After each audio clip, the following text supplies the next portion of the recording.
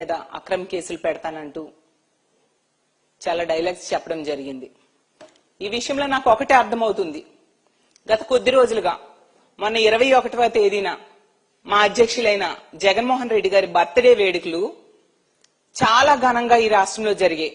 మా పార్టీ నాయకులు, కార్యకర్తలు, ప్రజలు జగనన్న బర్త్డేని తన ఇంట్లో బిడ్డ పుట్టినరోజు వేడుకలు ఎలా జరుపుకుంటారో అంత ఘనంగా ప్రతి నియోజకవర్గంలో, ప్రతి మండలంలో, ప్రతి గ్రామంలో కూడా చేసుకోవడం జరిగింది. ఆ సంబరాలను చూసి ఈ తెలుగుదేశం పార్టీ నాయకులకి కడుపులో మంట. అసలు దాన్ని చూసి తట్టుకోలేక ఆ రోజు నుంచి ముఖ్యమంత్రి చంద్రబాబు నాయుడు గారు, డీజీపీ గారు, అలాగే ఇంటెలిజెన్స్ చీఫ్, అలాగే హోమ్ మినిస్టర్ గారు వీళ్ళందరూ కూర్చొని రివ్యూలు చేయడమే పని. ఏ విధంగా వైఎస్ఆర్ కాంగ్రెస్ పార్టీ కార్యకర్తల మీద అక్రమ కేసులు పెట్టాలి అనేసి. ఎందుకంటే వాళ్ళకి అర్థమైపోయింది, వాళ్ళ ఇంటెలిజెన్స్ రిపోర్ట్ లో ఖచ్చితంగా వచ్చే ఎన్నికల్లో జగనన్న మళ్లీ ముఖ్యమంత్రి కాబోతూ ఉన్నారు. ఈ కూటమి అనేది తుక్కుతుక్కుగా ఓడిపోబోతూ ఉంది. దాంతో దానిని తట్టుకోలేక ఈ విధంగా వీళ్ళు ప్రవర్తించడమే కాకుండా హోమ్ మినిస్టర్ గారు తన అక్కసిని ఎంత దారుణంగా వెలగక్కున్నారో మనందరము చూసాం. జగనన్న బర్త్డే ఫంక్షన్ లో కార్యకర్తలు కొన్ని దగ్గరలో జంతు బలులు ఇచ్చారని చెప్పి ఆవిడ చెప్పారు. ఒక్కొక్కరు ఒక్కొక్క విధంగా తమ అభిమానాన్ని తమ నాయకుడి మీద చూపించుకుంటారు. అందులో తప్పేముంది? అలా అయితే బాలకృష్ణ గారి సినిమా రిలీజ్ అప్పుడు జంతు బలులు ఇవ్వలేదా? మరి అప్పుడు ఎందుకు మీరు మాట్లాడలేదు హోంమంత్రి గారు నేను అడుగుతూ ఉన్నాను. అలాగే పవన్ కళ్యాణ్ గారి సినిమా రిలీజ్ ఫంక్షన్ లో మనం చూసాం, థియేటర్ నే కాల్చేశారు అతని అభిమానులు. మరి అప్పుడు ఎందుకు మీరు మాట్లాడలేదు? అలాగే ఓజీ సినిమా రిలీజ్ అప్పుడు కత్తులు చూపించారు కదా, అప్పుడు మీరెందుకు మాట్లాడలేదు? అంటే మీకు ఒక న్యాయం, మాకొక న్యాయమా? ఈ రాష్ట్రంలో ఒక్కొక్కరికి ఒక్కొక్క రాజ్యాంగం వర్తిస్తుందా? వైఎస్ఆర్ కాంగ్రెస్ పార్టీ వాళ్ళకి ఒక రాజ్యాంగం, తెలుగుదేశం పార్టీ వాళ్ళకి ఒక రాజ్యాంగం, జనసేన వాళ్ళకి ఒక రాజ్యాంగం, బీజేపీ వాళ్ళకి ఒక రాజ్యాంగం. నిజంగా జంతు బలుల నిషేధము అయితే మీరు అదొక రూల్ పాస్ చేయండి, అప్పుడు ఎవరూ చేయరు. అంతేగాని ఈ విధంగా వ్యవహరించడం అంటే మీరు అక్రమ కేసులు పెట్టడం కోసం, కక్ష సాధింపులు చేయడం కోసం ఈ విధంగా పుట్టినరోజుల వేడుకల్ని సాకుగా చూపించడం ఎంతవరకు సమంజసమని నేను అడుగుతూ ఉన్నాను. అలాగే హోంమంత్రి గారు చెప్తూ ఉన్నారు, ఇక్కడ ఉన్నది సిబిఎన్ అంటూ ఇలా ఇష్టం వచ్చినట్టుగా ఏదేదో మాట్లాడారు. హోంమంత్రి గారికి నేను ఒకటే చెప్తున్నాను, మీకు నచ్చింది చేసుకోండి, ఏం చేసుకుంటారో చేసుకోండి. కానీ రానున్న కాలంలో ఖచ్చితంగా ఎన్నికలు వచ్చినప్పుడు మళ్ళీ మా వైఎస్ఆర్ కాంగ్రెస్ పార్టీ వస్తుంది. మీ అందరికీ తగిన రిటర్న్ గిఫ్ట్ ఇవ్వడానికి సిద్ధంగా ఉన్నాం. ఎన్ని అక్రమ కేసులు పెట్టుకుంటారో పెట్టుకోండి. మా కార్యకర్తలు ఎవ్వరూ కూడా కొంచెం కూడా భయపడే ప్రసక్తి లేదు. మీరిప్పుడు కక్ష సాధింపులు చేస్తూ ఉన్నారు, అన్నింటికి రిటర్న్ గిఫ్ట్లు వస్తాయనే విషయం గుర్తుంచుకోండి. మీరు సెంటీమీటర్ చేస్తే మేము కిలోమీటర్ దానికి రిటర్న్ గిఫ్ట్ ఇస్తామనే విషయాన్ని కూడా గుర్తుంచుకోవాల్సిందిగా తెలియజేస్తూ ఉన్నాను. అలాగే హోంమంత్రి గారికి నేను ఒకటే చెప్తున్నాను, ఏవేవో మాట్లాడారు మా కార్యకర్తల గురించి, రోడ్డు మీద నడిపిస్తాము ఇలా అంటూ చాలా మాట్లాడారు కదా. అమ్మా, మీరు ఒక అసమర్థ హోంమంత్రి. నిజంగా మీరు చేయాల్సిన బాధ్యత చేయకుండా ఈ విధంగా కక్ష సాధింపు చర్యలు చేయడానికి, అలాగే మా జగనన్నను తిట్టడానికి మాత్రమే మీకు హోంమంత్రి పదవి ఇచ్చారని ప్రతి సందర్భంలో కూడా నిరూపించబడింది. నిజంగా మీరు చేతనైతే, మీకు దమ్ముంటే, మీకు ఇప్పుడు ఈ రోజు మీరు హోంమంత్రిగా ఉన్న ఈ రాష్ట్రంలో కూటమి ప్రభుత్వం అధికారంలోకి వచ్చాక మీ హోంశాఖ 36వ స్థానానికి హోంశాఖ పనితీరు దిగజారిపోయింది. నిజంగా సిగ్గుపడాలి. ఆ ర్యాంక్ ని 20వ స్థానానికో 15వ స్థానానికో తెచ్చుకోవడానికి ప్రయత్నించండి. అది మానేసి మా కార్యకర్తల మీద, మా నాయకుల మీద అక్రమ కేసులు పెట్టడం మీద ఎలాగా అనేసి దృష్టి పెట్టడం కాదు. అలాగే తీసుకుంటే మొన్ననే ఈ రోజు చూసాం, కుప్పంలో ఒక వివాహిత మహిళను 3 యువకులు రేప్ చేయడం జరిగింది. 10 రోజుల తర్వాత ఆ సంఘటన వెలుగులోకి వచ్చింది. వాళ్ళు బెదిరించడం వలన కనీసం కంప్లైంట్ కూడా ఇచ్చే స్వేచ్ఛ లేని పరిస్థితి. ఈ రోజు ఆమె భర్త పోలీస్ స్టేషన్ లో కంప్లైంట్ ఇవ్వడం జరిగింది. మరి ఆ దుర్మార్గుల్ని శిక్షించడం మీద మీరు దృష్టి పెట్టండి. అది మానేసి మా కార్యకర్తల్ని ఏ విధంగా అక్రమ కేసుల్లో అరెస్ట్ చేయాలి అని కాదు. అలాగే తీసుకుంటే ఈ రోజు నెల్లూరులో టీడీపీ కార్యకర్తలు రౌడీల్లా కొట్టుకున్నారు. వాటి మీద మీరు దృష్టి పెట్టాల్సిందిగా కోరుతున్నాను. మీకు నిజంగా దమ్ముంటే వాళ్ళని అరెస్ట్ చేయండి. అలాగే తీసుకుంటే మీ గవర్నమెంట్ వచ్చాక మా కార్యకర్తల్ని ఎంత అమానవీయంగా ఎంత దారుణంగా చంపేశారో ఈ రాష్ట్ర ప్రజలందరూ కూడా చూడడం జరిగింది. అలాగే అలా ఘోరంగా నరికేసిన వాళ్ళని అరెస్ట్ చేయడానికి శిక్షించడం మీద మీ పవర్ ను ఉపయోగించండి. నిజంగా మీరు ఎంత అసమర్థ హోంమంత్రి అంటే మీ తోటి మంత్రి అయిన సంధ్యారాణి గారి పిఏ అతని మీద ఒక మహిళ, ఒక ప్రభుత్వ బీసీ మహిళ, ఆమె ఒక ప్రభుత్వ ఉద్యోగిని, ఆమెకి ఎంత దారుణంగా అత్యాచారం చేయడమే కాకుండా మంత్రుల దగ్గరికి, మంత్రుల పిల్లల దగ్గరికి, తెలుగుదేశం పార్టీ నాయకుల దగ్గరికి వెళ్లమని లోబర్చుకోవడానికి ట్రై చేశాడని ఎస్పీకే స్వయంగా వచ్చి కంప్లైంట్ ఇస్తే కనీసం ఆ నిందితుడైన సతీష్ ని ఈ రోజు కూడా అరెస్ట్ చేయలేని అసమర్థ హోంమంత్రి మీరు. మీకు నిజంగా అధికారం ఉంటే ఆ వ్యక్తిని అరెస్ట్ చేసి చూపించండి, ఆ వ్యక్తిని నడి రోడ్డు మీద నడిపించండి. అలాగే తీసుకుంటే పవన్ కళ్యాణ్ గారి కాన్స్టిట్యున్సీలో ఒక మాజీ కౌన్సిలర్ అత్యాచారం చేయడం జరిగింది. అలాంటి వ్యక్తిని నడి రోడ్డు మీద నడిపించండి. అది మానేసి ఎంతసేపు కూడా మా కార్యకర్తల మీద అక్రమ కేసులు పెట్టడానికి మాత్రమే మీరు దృష్టి పెడుతూ ఉండే పరిస్థితి. అసలు ఈ రప్ప డైలాగ్ ఎక్కడి నుంచి వచ్చింది, ఏ సినిమా నుంచి వచ్చింది ఒకసారి గుర్తు తెచ్చుకోండి. అలాగే అసలు బాలకృష్ణ గారి సినిమాలో, పవన్ కళ్యాణ్ గారి సినిమాలో వాళ్ళు పెట్టిన డైలాగ్స్ ఏంటి, అవి సమాజం మీద ఎటువంటి ప్రభావం చూపిస్తాయి అనే విషయాన్ని మీరు మర్చిపోతున్నారా?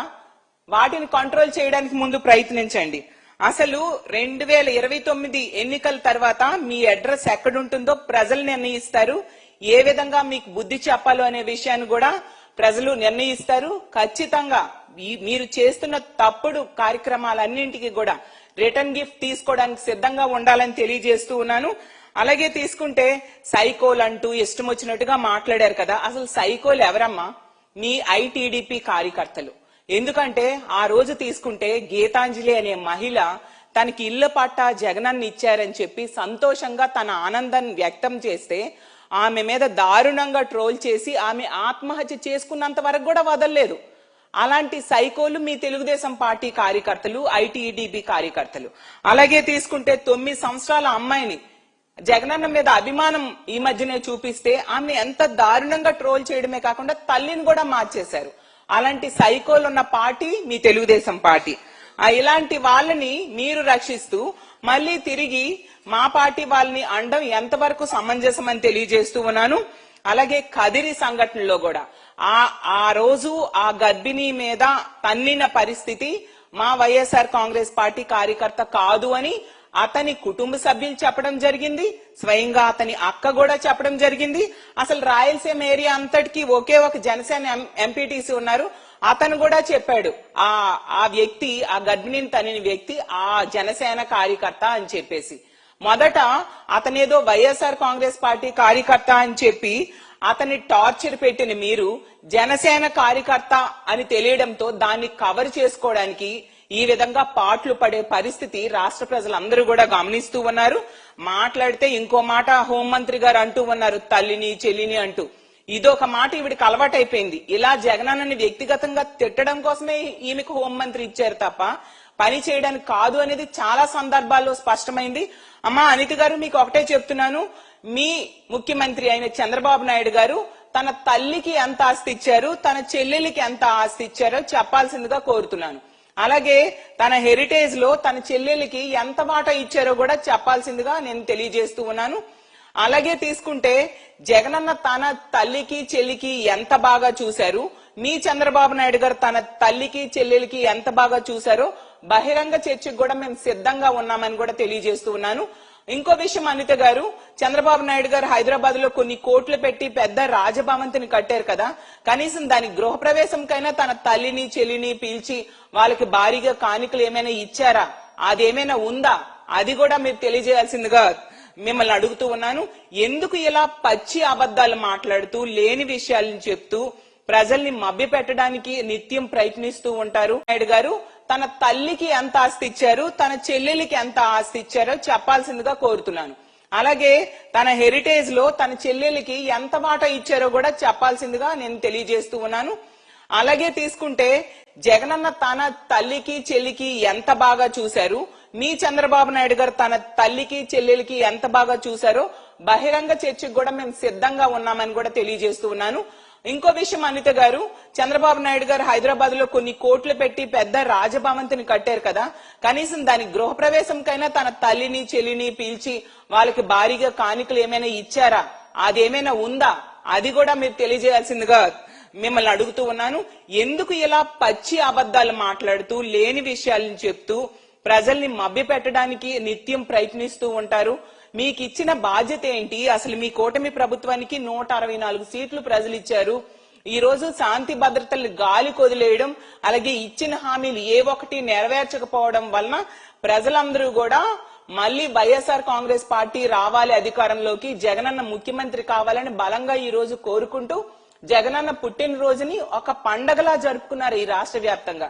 దాన్ని చూసి తట్టుకోలేక, అలాగే మీ ఇంటెలిజెన్స్ రిపోర్ట్స్ అన్నింట్లో కూడా మళ్ళీ జగన్మోహన్ రెడ్డి గారు ముఖ్యమంత్రి అవుతారు అని రావడంతో దాన్ని చూసి తట్టుకోలేక కడుపు మంటతో ఈ విధంగా మా వైఎస్ఆర్ కాంగ్రెస్ పార్టీ కార్యకర్తల మీద అక్రమ కేసులు పెట్టడానికి మీరు దృష్టి పెట్టారు.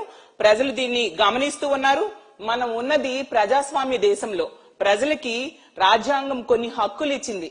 ఆ హక్కులను కూడా ఈ రోజు కాలరాస్తూ రెడ్ బుక్ రాజ్యాంగం అమలు మీద దృష్టి పెట్టారు తప్ప ఎక్కడా కూడా అంబేద్కర్ రాజ్యాంగం అమలు కాని పరిస్థితి రాష్ట్రంలో నెలకొని ఉంది. ముందుగా మీరు చేయాల్సిన పని, మన ర్యాంక్ ని 36వ ర్యాంక్ అని కేంద్ర హోంశాఖ నివేదిక ఇచ్చింది కదా, దాన్ని తగ్గించడానికి ప్రయత్నించండి. రెండోది, అమిత్ షా గారు లెటర్ రాశారు కదా మొన్న చంద్రబాబు నాయుడు గారికి, మన ఎమర్జెన్సీ కాల్ సెంటర్ 112 కాల్ చేస్తే 26 నిమిషాలు పడుతుంది అని చెప్పారు కదా, మీరు తగ్గించుకోండి. నేషనల్ యావరేజ్ అది 18 నిమిషాలుగా ఉంది. గతంలో జగన్మోహన్ రెడ్డి గారి టైంలో కేవలం 3 నుంచి 5 నిమిషాల్లో ఎమర్జెన్సీ కాల్ సెంటర్ కాల్ చేస్తే పోలీసులు వచ్చి వాళ్ళని రక్షించేవారు. ఈ రోజు ఇలాంటి దారుణమైన పరిస్థితులు ఉన్నాయి.